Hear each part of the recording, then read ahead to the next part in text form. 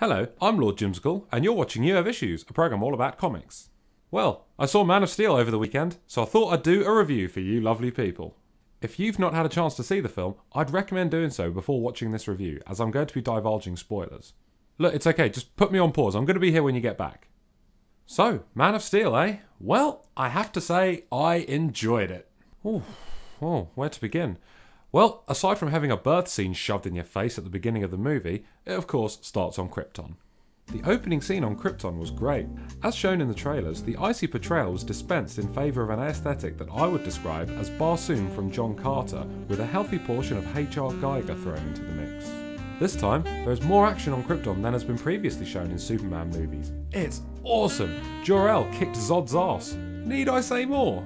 They added more minute details to Krypton and the launch of Kal-El's rocket to Earth, such as Kryptonians being genetically engineered people, and the destruction of the planet is due to depletion of natural resources, which I thought was quite a nice touch. It was also established that Kryptonians are genetically engineered according to bloodline, and this chooses their path in life. For example, Jor-El underwent this as he came from a science background, and conversely, Zod has more of a military background. Oh, so do they do this with shop workers and cleaners on Krypton? The movie definitely focuses more on the sci-fi aspects of Superman, further highlighting his alien heritage.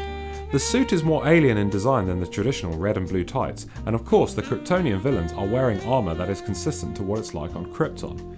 It works absolutely fine for this movie, though I prefer the Christopher Reeve era, focusing more on him helping humanity and merely alluding to Krypton and more about his role as Earth's champion. Although saying that, this is an early chapter in Superman's career, so no doubt this will be explored further in future movies. On the subject of helping humanity, early in the film when Clark is walking the Earth to try and blend in more amongst the humans, as he feels alienated due to his powers and in order to find a purpose in life. Sure enough, chronic hero syndrome kicks in and he is shown to go completely out of his way to help people. The scene where he saves people from the collapsing oil rig was excellent, as it really showed the selfless nature of the character. Something I was worried about before was that the movie was going to spend a lot of time having Clark moaning about not being accepted due to his powers.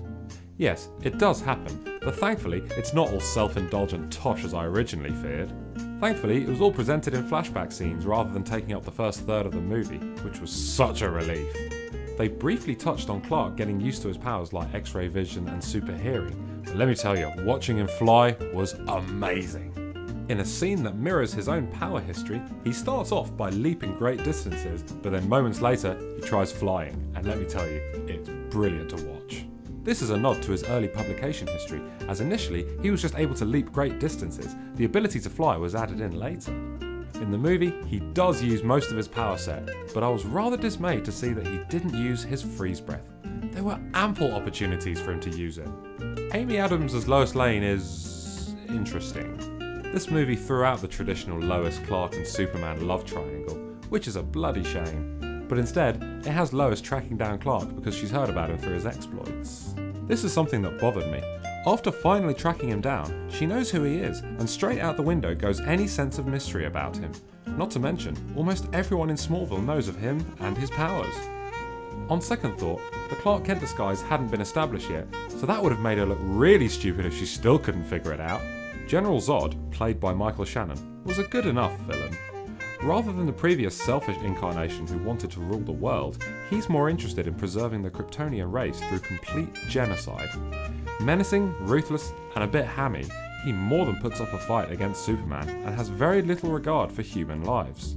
I preferred Terrence Stamp, but that's more of a nostalgia thing. The Daily Planet was included in a very interesting and modern way. Lois, of course, is the forefront investigative journalist, but Perry White, played by Lawrence Fishburne, dispenses the usual desk bashing and yelling, but he is still the boss. Lois tries to publish an article about Clark and his superpowers before he becomes Superman, but Perry White killed the story, saying that it's absolutely absurd and that people would go absolutely mental at this revelation. It didn't stop Lois from leaking the bloody thing online though. Journalists do that shit all the time.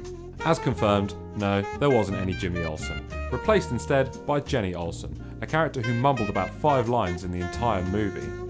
I suspect, or rather hope, that Jimmy will show up in a sequel. Wait a minute, I've not talked about Superman himself yet. Well, Henry Cavill was an excellent choice to play Superman. He's got the looks and the charisma to really play the great symbol of hope. As mentioned before, I was very relieved to see that he got over the alienation due to his powers, but let me tell you, when he suits up, he really switches on the charm. Before becoming Superman, he still saved people, but it was when he learned of his origin from an AI of his Kryptonian father Jor-El that he learned of his true purpose to give humanity an ideal to strive towards. This is when he really works on gaining the public's trust, especially when he surrenders himself to the military to turn himself over to General Zod.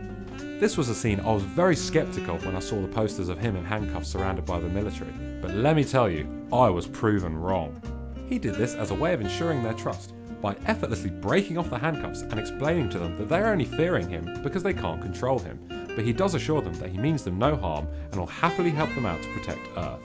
Something that really bothered me about this movie, as well as comic book movies of the past decade, is the absolute refusal to call the hero by his or her superhero name. We've seen it all in the Christopher Nolan Batman movies where he's referred to as the Batman, using it more as an adjective rather than a name, but Marvel enforces this trope like you wouldn't believe. In the Marvel Cinematic Universe, Iron Man is almost always referred to by his civilian name, and the same goes with Captain America, Hulk, Black Widow and Hawkeye.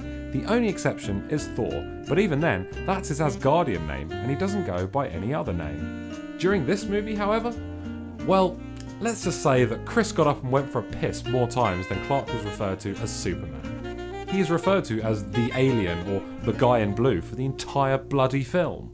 Lois comes close to being the one who names him Superman, but is cut off by intercom static, though towards the end, during the final battle, a soldier informs his CO by name that Superman is inbound. Sounding confused by the name, the soldier just replies, "Yeah, the alien. That's what they're calling him now." Cue weird looks from everybody not knowing what the f***'s going on. That shit really pisses me off. The action scenes are epic.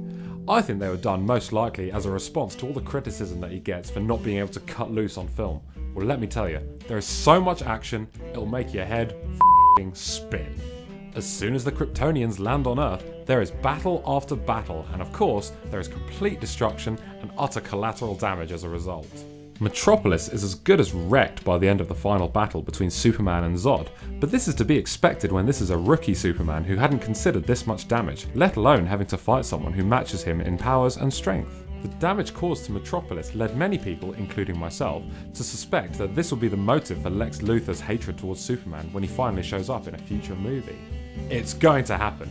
They teased a future appearance of Lex a number of times throughout the movie. During the final battle, there was a huge LexCorp tower in the background, but also, all over the city, there were LexCorp trucks parked everywhere. A real character testing moment was when Zod and Superman were coming to the end of their final battle, and Superman is forced to kill Zod by twisting his head 180 degrees. He did it because there really was no other way to stop Zod, otherwise he would just carry on killing civilians.